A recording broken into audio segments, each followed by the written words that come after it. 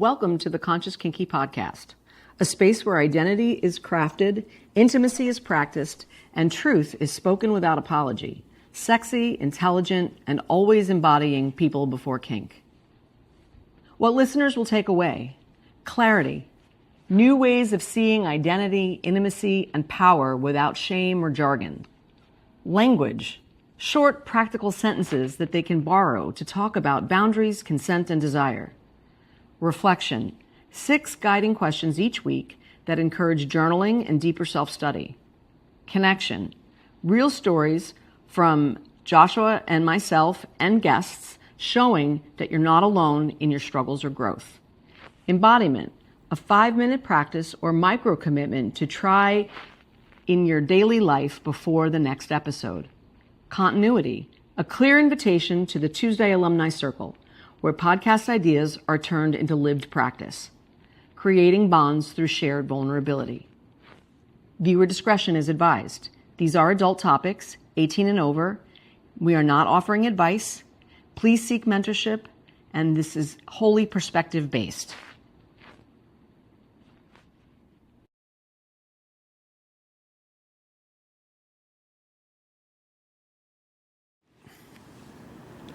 Hi there. I'm Kat, and I'm happy to be with you here today.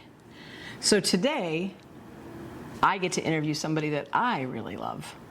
As a dominant educator and faith-based guide, he helps people dismantle shame and power and find their power in their authenticity. Joshua doesn't teach from theory. He teaches from lived experience. His work, Healing Through Kink, redefines what it means to hold space for others. He teaches that truth, integrity, and communication are sacred, not just values, but daily spiritual practice. Hi, I'm Kat Orm, co-founder of the Kink Collective, and joining me today is Joshua. Joshua's story is one of transformation, from service to struggle to leadership. His path shows us that truth, when fully lived, becomes its own kind of ministry. Oh, wow. Didn't know I was going to say that, did you? No, I didn't. Joshua, I'm really excited to do this. Thank you, Mama. People see you leading from the front, in the scene, in your teaching, on stage, but I don't think everyone knows the depth behind it. Today I want to explore the man behind the work, the faith, the service, the lessons that shaped how you lead. So I want to start with this. Before the Kink Collective, before everything we've built together, who was Joshua? What moments carved the man we see today, right? So first we're going to do the same segments we did when you interviewed me, right? And we're going to start with origins and identity, right? So the first question I have for you is, what was the turning point that set you on this path? So I think for myself, I had always been looking for a way to help people. You know, when they ask you in school, what do you want to do when you grow up? I wanted to help people. And what that meant for me, I didn't know. What do you know as a kid? So I joined the Marines. I grew up in East Harlem, here in New York City. And that in and of itself was a lot of learning experiences. My relationship with sex, I started having sex at 12. Culture and influence, cultural influence, I would say, from the 80s and the 90s, what it meant to be a man, being Latino, not having a tribe. I almost jumped ahead on this part. I went to the Marines after high school, right? I had to go through my own. That was a story in and of itself, identity, before the Marines. The Marines gave me direction and understanding about what leadership meant to me and brotherhood in its own way. From there, I joined, I worked for the government in law enforcement for a period of time. And that shaped me in a way, it showed me who I didn't want to be. And then from there, I went into executive protection. I was doing bodyguard work for a period of time, and that part of my life brought me a lot of validation in my value in the spaces I held, because I was only as good as my last contract, right? So all throughout that time, I'm developing a relationship with my identity, trying to unlearn things, learn things about myself. And this journey into BDSM, leather, and kink evolved over those years, over those different parts of my life. And it wasn't until I worked with my first client doing professional domination that fell in my lap. A gentleman just reached out to me, asked if I would help, if I would do a session with him. And I was like, yeah. It was about degradation and humiliation, something that was newer to me. But by the end of it, I saw the shift in his face, and I was like, this right here, this is what I can do to help people, because this comes natural for me. Not the humiliation and degradation, but the ability to help a person talk about their identity deeper and to not judge them so that they can be expressive with me. The Marines didn't do that type of helping people. The law enforcement definitely didn't do that. And the EP work, it did, but only for those who could afford it. So I've lived a few lives before being able to step in front of this camera with the purpose that we have. And each of them has shown me a different part of myself that I bring into the work today. Awesome. You mentioned growing up in East Harlem. What was the neighborhood? What did it feel like to you back then? Well, being that I'm very fair-skinned, right? In the 80s and the 90s, you had Rodney King, you had the O.J. Simpson trial, you had a few race-based issues that, growing up in this area, I had to contend with because I was the white boy.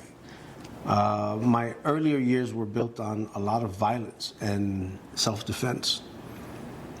It also helped me learn how strong I was, and perseverance, and in high school, brotherhood with the guys that I connected with, because I was an outsider.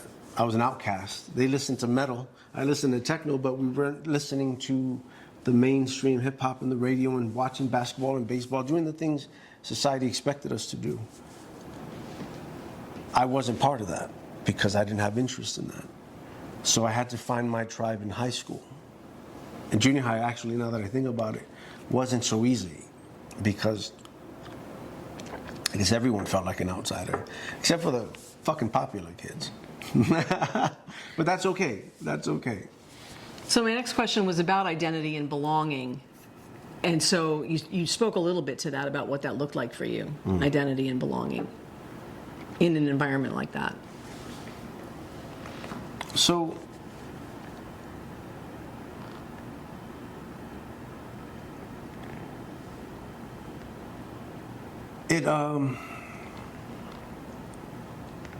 being able to find out who I could connect with, I needed to understand myself. And I needed to learn who I wasn't before I could find who I was. Solid. Which brings us to the next question about your identity. What 3 identities do you lead with today, and how do they shape your work? So I think about the Marines. The Marines definitely, the title, I mean, once a Marine, always a Marine, the few, the proud. I do carry a lot of pride with that because it showed me leadership. It showed me brotherhood and camaraderie. It showed me what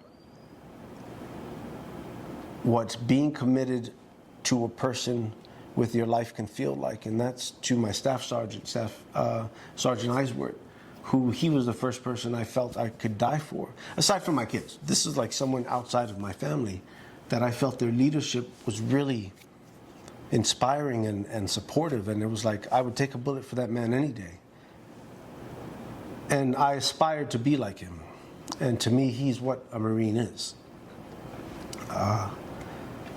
The second one would be a man. Right? My relationship with masculinity,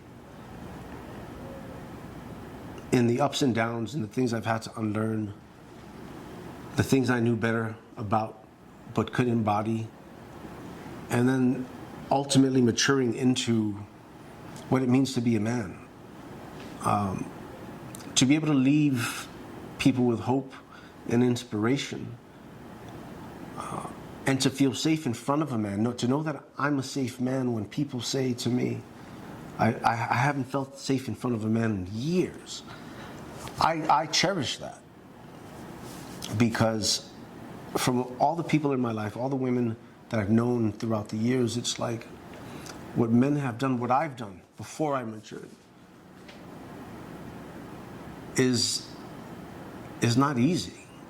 So now that I can say I'm a changed person, and that for me to be a man means to mature through my emotions, through my intelligence, through my spirit, it's like I carry that with pride. So when I walk in as a good example for what I believe to be a good example of what it means to be a man in today's society. And then philosopher. I spent many years trying to dissect what existence means. I mean, if you've been in a room with me, you know, the first question I'm going to ask is, do you believe in life after death? Right? It's like we're gonna dive in. If you allow me to unplug you from the matrix, I'm gonna unplug you from the matrix. But I lead with that because I want to know your philosophies, because maybe you know something I don't.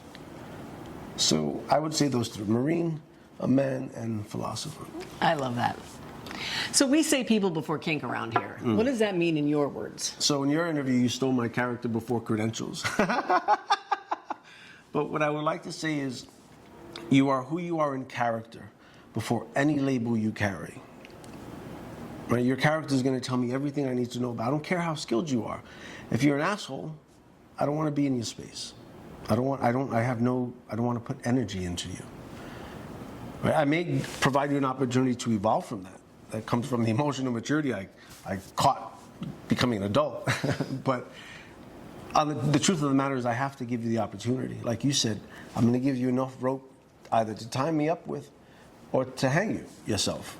Right? It's like, I need to see who you are. And I don't care how much or little experience you have. Because to me, that's not what life is about. Awesome. So this next segment is about safety and risk. You often remind people that BDSM isn't inherently safe. What do you mean by that? People die doing this stuff. That's another thing you'll hear me say if you're new to me, right? I know at least 3 or 4 people who've died engaging in this. And it's like, to be informed, to actually give informed consent, you have to know the depth of risk, of liability and responsibility in this. Because you can harm someone. Yeah. Can you share an example where risk was underestimated and then what it taught you? Yeah. So there was this one time I had a client, and this is why I tell people, don't tie with the arms over the head for an extended period of time, because they're going to pass out. I didn't learn that reading it in a book, right? So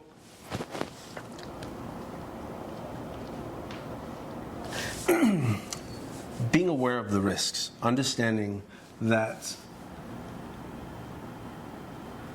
I have to be mindful more than just the fun of what's happening, more than just the excitement, more than just the, ooh, let's try this next.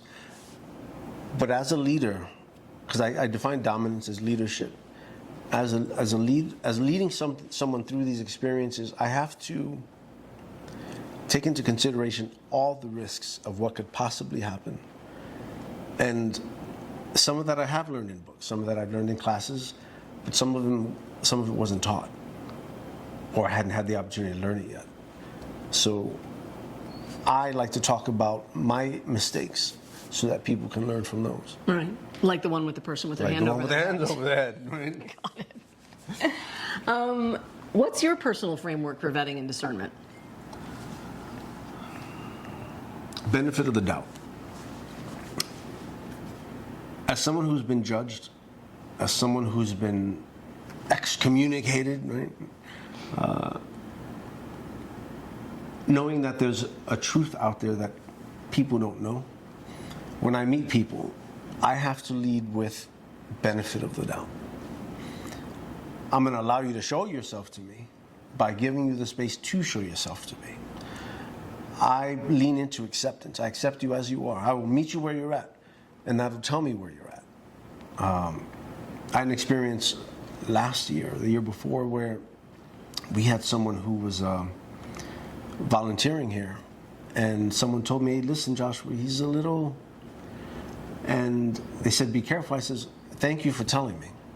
And I will log that into my information. But maybe they've changed since you've last known them. And I would want the benefit of the doubt, or at least the opportunity to prove myself wrong, or prove them wrong, or right. But that's my framework. Is like, show me who you are. So what red flags do you look for when someone approaches you about playing or learning? Do you see me? Are you coming up and saying, "Oh, master, flog me next"?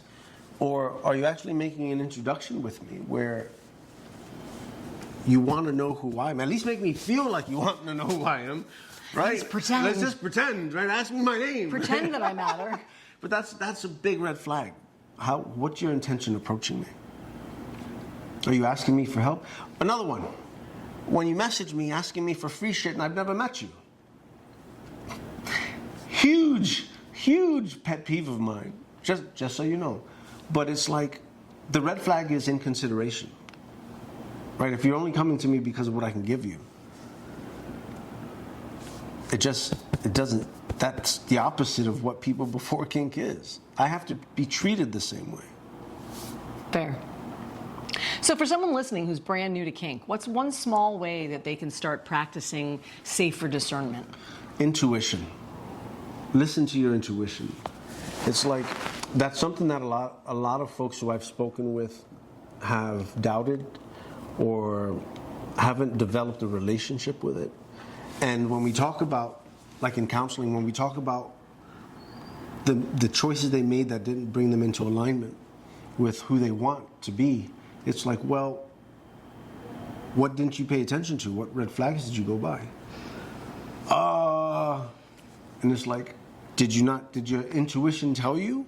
Yeah, but, and it's like, develop a deep relationship with your intuition. Because if the person is real, they won't mind being questioned.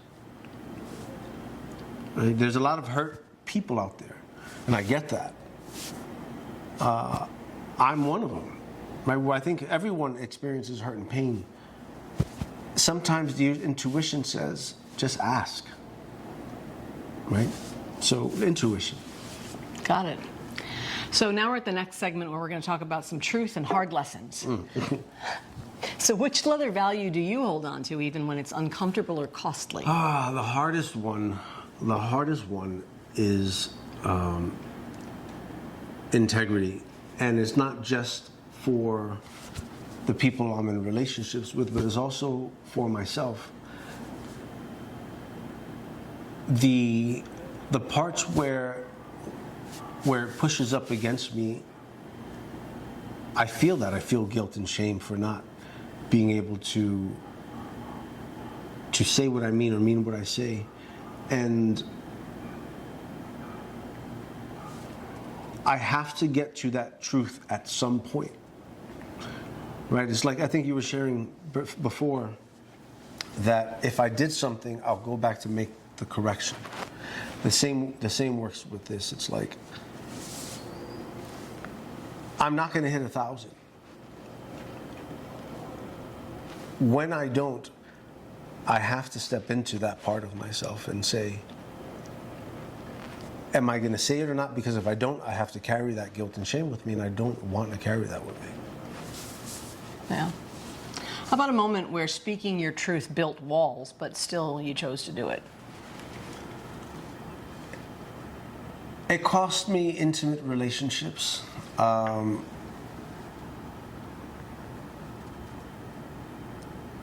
So I've had partners in the past where I've shared a few things about my positions, where I stood, and not just partners, friends where I've stood on beliefs, on perspectives, and these are people I could rely on to hold space for me, to help me process, to share ideas with. And when they didn't agree with it, when they pushed back against, just on different beliefs, it was like, if you can't accept me as who I am, there's nothing we can do here. Because it's, that's the thing about acceptance, that's the thing about love, is like, I have to meet you where you're at. If I don't agree with you, that's okay. But I won't reject you because I don't agree with you. Unless you start pushing your beliefs onto me. And that's a different story. But if we don't have the same ideas or perspectives or beliefs, and you criticize me for it, I'm going to put up walls because I don't feel safe, because I don't feel seen. And I won't settle for that. Thank you. What limiting belief have you had to shed in order to grow into who you've become? That nobody wants me. Rejection. And I think that's still a work in progress. It's the latest limiting belief that I'm trying to shed, that nobody wants me. And it comes from those hard years of being canceled by the ex who made these outrageous claims, none of which were true. I was an asshole. I didn't listen, I didn't talk, I didn't leave when I was supposed to, but the rejection that came from society and community particularly, it was like it really put me in the spin for people I knew for years. Again, knew for years, and no one came to ask me what happened. And they just put their walls up, and it was like, so rejection, shit, that goes back even further. Back when I was 13, I had my birthday party and no one showed up, right? So that just fed that. So that's something that I am currently shedding, and I think I'm doing all right. Me too. You have said before, though, that integrity has a price. What is one time it cost you something, but also set you free? So when I worked for the government, I was in law enforcement. So I had this supervisor. They were showing Jerry Springer on TV, and this is back when he had all types of crazy stuff on there. And they had a trans woman on there, and they called me up, J-Rod, come up, thinking I didn't know what was going on. And they said, would you have sex with her? And I was like, yeah. And they all started laughing. That's a guy.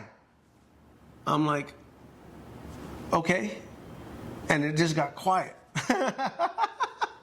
Because I engage with people before kink, right? I engage with who you are. I don't care what you are. I care about who you are. And sharing that really changed my relationship with the guys at work, except for the guys close to me. They didn't. They knew. Yeah. That's really funny. All right, thank you. So segment 4, spirituality and healing. So how does your faith or spiritual grounding guide the way you hold space? For myself, it's my root of human connection.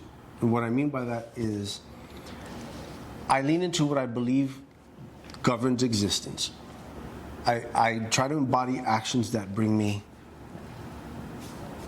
positive return. And the way I do that is through karma. And so I try to be nice. I try to be the good guy so that I get to gauge that to see if you're returning that to me and if we can connect or not. So my belief system is what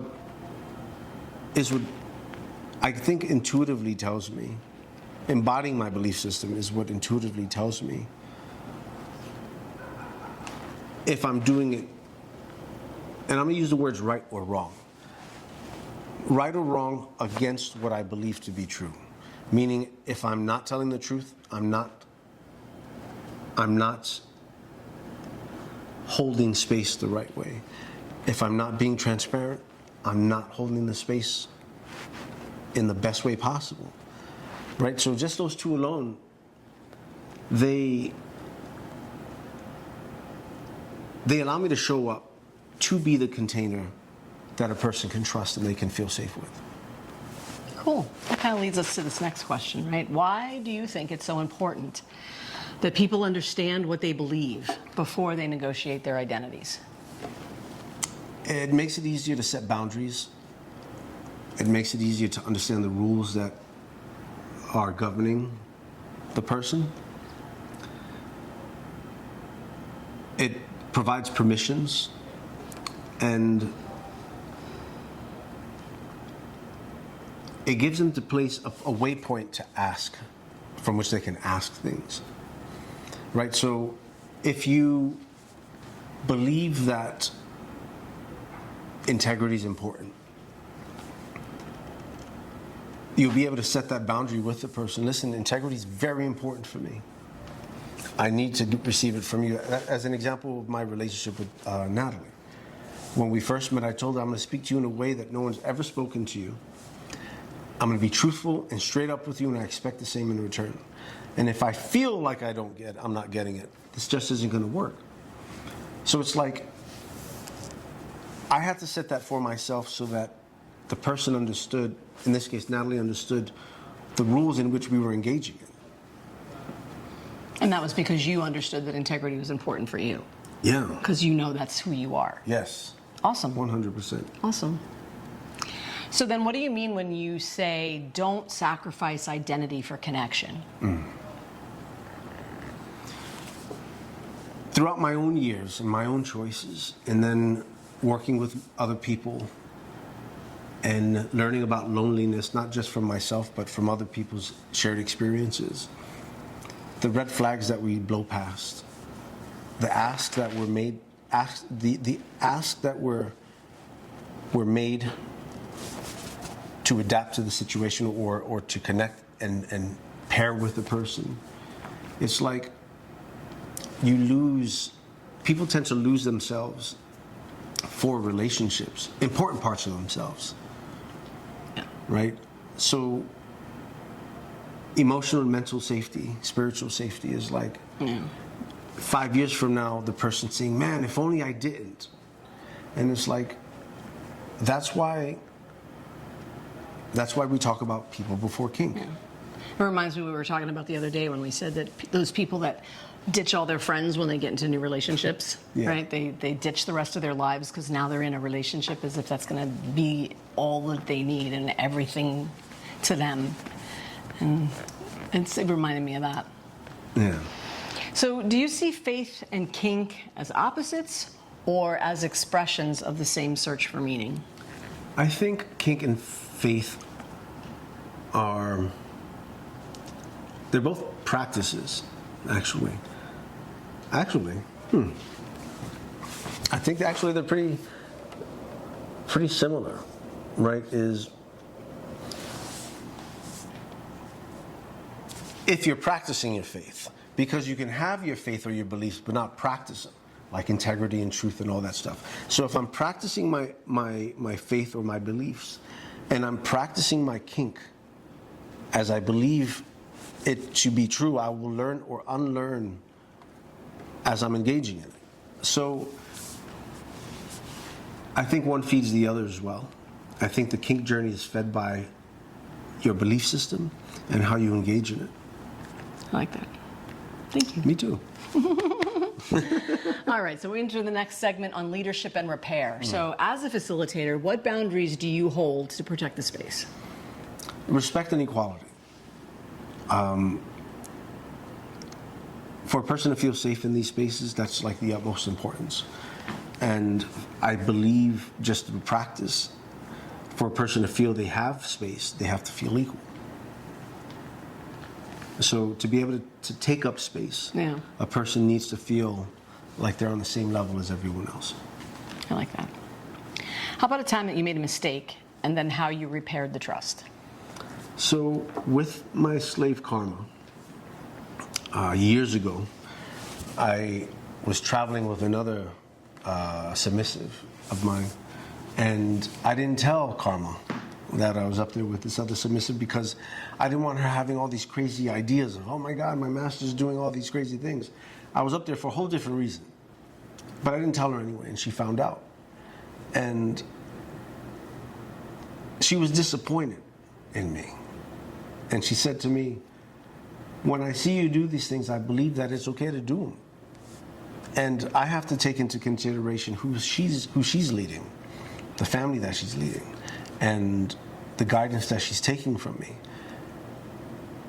And if I show up and I do something that contradicts what I'm saying, she would feel like she can show up and do things that contradict what she's saying. When we had that conversation, I learned how deeply impactful our bond and my word is to her. And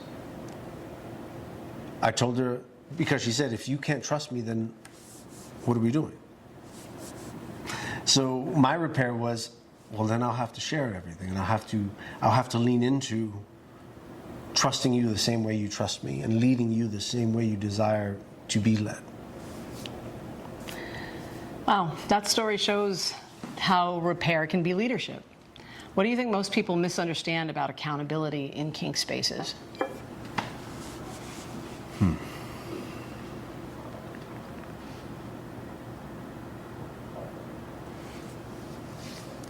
That everyone's going to do it. Everyone's going to do Accountability. Oh. That everyone has the ability to step up and say, I'm sorry. Or that they'd be open to being called in for it. It's not as common as people think. It's spoken about, like restorative justice and transformative justice and all that stuff. But it's not practiced. Not as much as we wish it was, I don't think. Not as much as we wish it was. Yeah. So in closing, what transformation in a student or client still gives you chills when you think of it? So there was a gentleman I was working with who was recently divorced. He was married for 20-something years, and he was in an abusive relationship with his then wife. He came out the closet, and he had a huge distaste for women. And it was being able to sit and talk with him. We had a few sessions where we would connect and chat. And after he developed a deep rapport with me, I introduced him to you. And he connected with you, he shared, he heard from you, and then we went into the kink space. And we were able to dive into that. By the end of all of our work and time and his connection with you, he realized it wasn't all women. It was just a woman he married that was abusive and abrasive to who he was, and that came through our deep connection through conversations and shared space. It's a cool story. So what would be some advice you would give to someone who is just starting to explore kink consciously?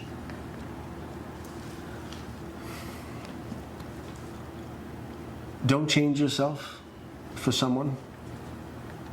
Evolve yourself. And evolve yourself through education. Evolve yourself through a mentor. Preferably, someone who isn't trying to hook up with you.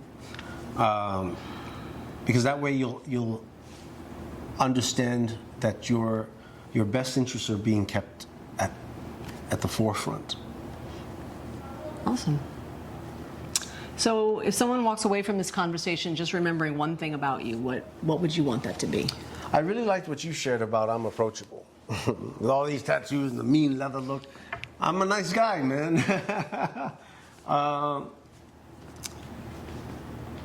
that you're going to make mistakes. You're going to make mistakes. The more you do this, the longer you do it, the more responsibility you take on, you're going to make mistakes, and you're going to disappoint people. But the fun is in the journey. It's the recovery of those mistakes. It's the corrections of the actions that really drive it. That really drive it for me. Awesome. Joshua, thank you so much for showing us that leadership starts with self-awareness and not authority. Mama, thank you so much for doing this deep dive with me. This was fun. So you've just listened to the Conscious Kinky Podcast. Every Friday, we will stand at this table together, asking 6 questions that help you reflect, challenge old beliefs, and explore who you're becoming. Starting on November 11th and every Tuesday, you're invited to People Before Kink, the Alumni Circle. That's where reflection becomes practice. You'll join others who are doing the same work, sharing, listening, and growing together in a space built on respect, honesty, and care. This isn't about perfection. It's about becoming clearer, braver, and more present in your own body and your relationships. Week by week, you'll build the language and confidence to live your truth without apology.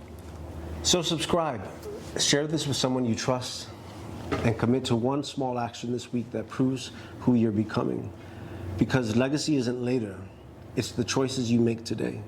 Sexy, intelligent, real. As always, embody the philosophy people before kink. We'll see you next Friday.